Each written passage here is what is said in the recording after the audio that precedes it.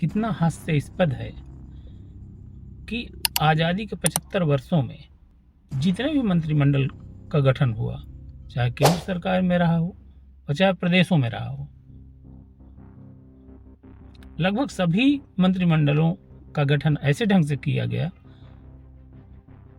जिनका कैरेक्टर मोटे तौर से सेमी डिक्टेटरशिप वाला रहा, कि प्रधानमंत्री और मुख्यमंत्री ही एक तरीके से बास हैं और कैबिनेट के जो शेष सदस्य होते हैं, मंत्रिमंडल के जो शेष सदस्य होते हैं, वो ऐसा लगता है क्लरिकल जॉब में है। उनको कुछ अपना मत देने का ऐसा लगता है कोई अधिकार ही नहीं है।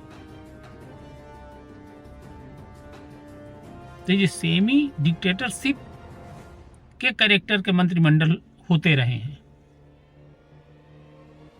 इन 75 सालों में, उनमें अब पूर्ण विराम लगना चाहिए। भारत के संविधान में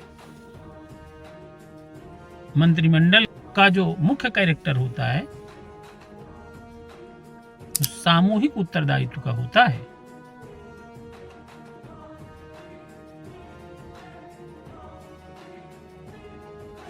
डिक्टेटरशिप का नामो निशान नहीं होना चाहिए,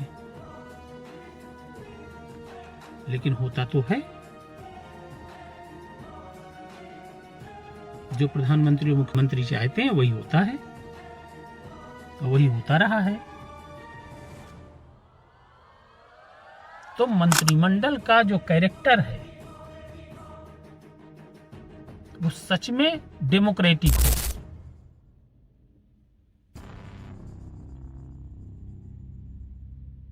इसके लिए मैंने मेरिटोक्रेसी इन डेमोक्रेसी के 2 सिद्धांतों का प्रतिपादन किया है, जिसमें प्रथम सिद्धांत के अनुसार मंत्रिमंडल के गठन के समय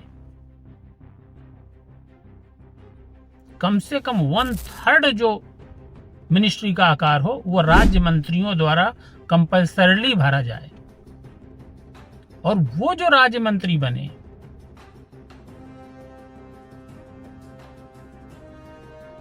उस सरकार बनाने वाले पार्टी अथवा गठबंधन के उन सांसदों अथवा विधायकों द्वारा भरा जाना चाहिए जो अपने अपने निर्वाचन क्षेत्रों से अधिक वोट प्रतिशत पाकर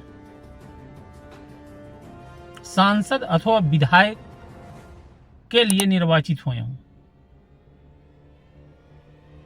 इससे जानते हैं क्या प्रभाव पड़ेगा?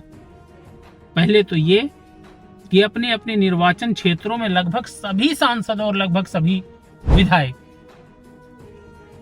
जी जान से हर वर्ग, जाति, संप्रदाय के लिए अनबायस्ड होकर काम करेंगे, जिससे उनका अधिक से अधिक मत मिल सके, अधिक से अधिक लोगों का वोट पाकर वो अधिक से अधिक मत प्रतिशत प्राप्त सांसदों और विधायकों में उनकी गणना हो सके, जिससे कम से कम वो राज्य मंत्री तो बन सके अगर उनके पार्टी अथवा उनके पार्टी गठबंधन की सरकार बनती है तो। इससे सोचिए पहला लाभ क्या हो जाएगा। वो ये कि एक तो वोट बैंक के आधार पर कोई नहीं जीतना चाहेगा, वोट बैंक से इतर तो अधिक से अधिक लोगों का सहयोग लेना चाहेगा। और जो दूसरा होगा वो अगर अपने क्षेत्र से अधिक वोट प्रतिशत से कोई विजयी होता है तो यह तो सुनिश्चित हो जाएगा कम से कम राज्य मंत्री तो बनेगा ही बनेगा। वो प्रधानमंत्री और मुख्यमंत्रियों की कृपा पर उसे राज्य मंत्री का पद नहीं मिलेगा। उसे इसलिए राज्य मंत्री का पद मिल जाएगा कि वो अपने निर्वाचन क्षेत्र से अधिक वोट प्रतिशत पाके सांसद और विधायक पद के लिए निर्वाचित हुआ है।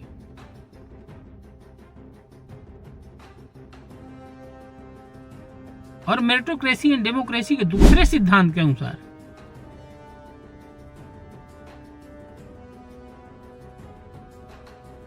प्रधानमंत्री से लेकर ग्राम प्रधान तक जिन 10 पदों के लिए अप्रत्यक्ष निर्वाचन होता है या होना चाहिए, क्योंकि मेयर और ग्राम प्रधान के चुनावों को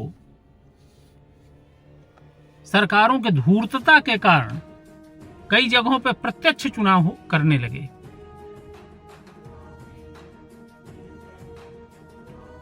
जिनके कारण बहुत समस्याएं पैदा हुई।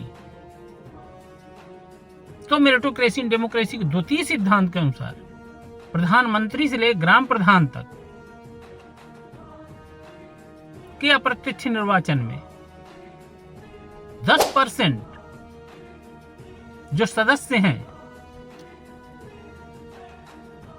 वो अपने अपने निर्वाचन क्षेत्रों से जो अधिक से अधिक वोट प्रतिशत पाके विजयी हुए हैं, सदस्य बने हैं, सांसद से लेकर ग्राम पंचायत सदस्य तक,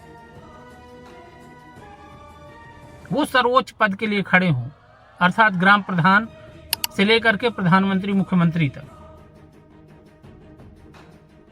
और 90% कम वोट प्रतिशत पाए सदस्य, चाहे सांसद हो, विधायक हो, ग्राम पंचायत सदस्य हो, जिला पंचायत सदस्य हो, वो उन 10% के लिए वोट करें। और इन 10% में से 90% का जिसे सबसे ज्यादा वोट मिल जाए वो प्रधानमंत्री से लेकर ग्राम प्रधान के पद के लिए निर्वाचित घोषित किया जाए। इस तरह से पहली चीज तो ये होगी कि भारतीय लोकतंत्र में पहली बार ऐसा प्रयास होगा कि वोट बैंक बनाने का नहीं बल्कि वोट बैंक को तोड़ने और ध्वस्त करने का अभियान शुरू हो जाएगा। और बहुत वैज्ञानिक सुनियोजित ढंग से जो भारतीय लोकतंत्र के किडनी में ये पथरी जैसे वोट बैंक है, जो तरह तरह से दर्द देता रहता है, भारतीय लोकतंत्र को समस्याएं खड़ी करता रहता है,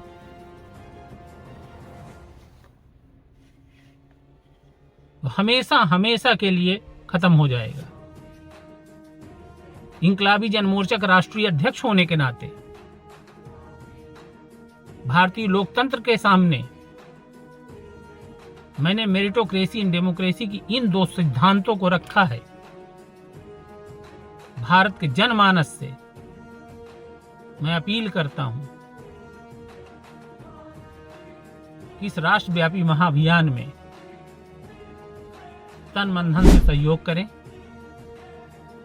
नमस्कार, जय हिंद।